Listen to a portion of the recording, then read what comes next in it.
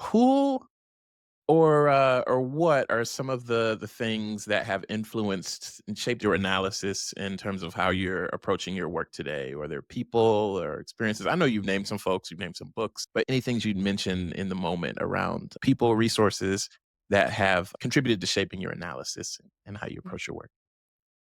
Yeah. So it's important to me to draw from wisdom that women of color in our institutions or organizations have been saying for years and decades. And so women of color feminisms overall has been a big part of what I've tried to infuse into my own supervisory practice, including Patricia Hill Collins and an ethic of care. I think that ties very much to how we relate to one another and how we can practice community care with one another, as well as Gloria Anzaldúa and thinking about the ways that we all are inevitably interconnected and the ways that our liberations are bound up in one another. There's so much of that wisdom that I think all of us, regardless of our identities, would be well suited to incorporate into our own lives and practice while giving credit where credit is due in terms of the folks who have been generating these ideas from lived experience for, like I said, many years.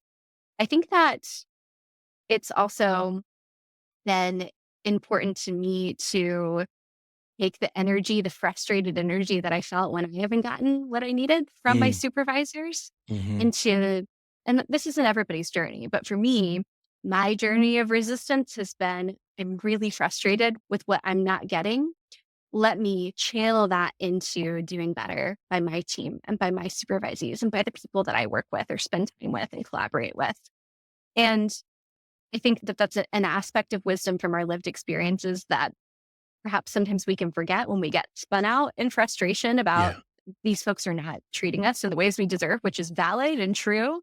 Um, and what are the ways that we have some power, even in small ways, to change things for folks who work with us? And we could break that cycle that often gets passed down. Research says we tend to supervise the way we've been Mhm. supervised. And I know it's been important to me to not do that and to do things like whenever I have meetings with my leadership to say to my team, what do you want me to take to this table where you're not invited or these conversations that because of institutional hierarchies you're not a part of? What's important for me to share to then strategically share things based on that. I used to talk with my team about there's some hills that are worth going to battle on.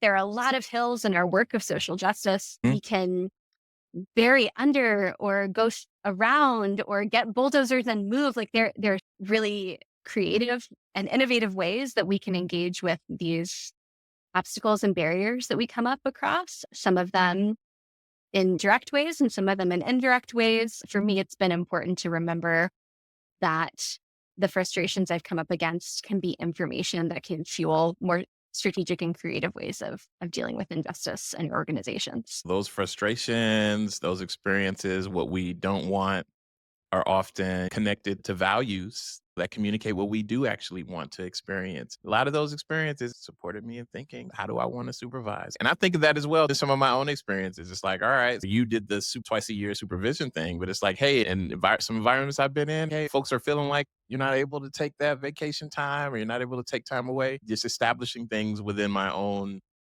sphere as well. It's not seen as if you could necessarily be vocal about asking questions and talk about psychological safety with folks in organizations a lot. So you don't have that learner safety or that challenger safety where you can question things about the processes without feeling as if you're going to be punished in some way. We have that here. Yeah, stuff doesn't make sense sometimes. Here's what I can share with you about that. I loved how you mentioned, oh, what is it that you all want to share or want me to ask when I'm going into these rooms?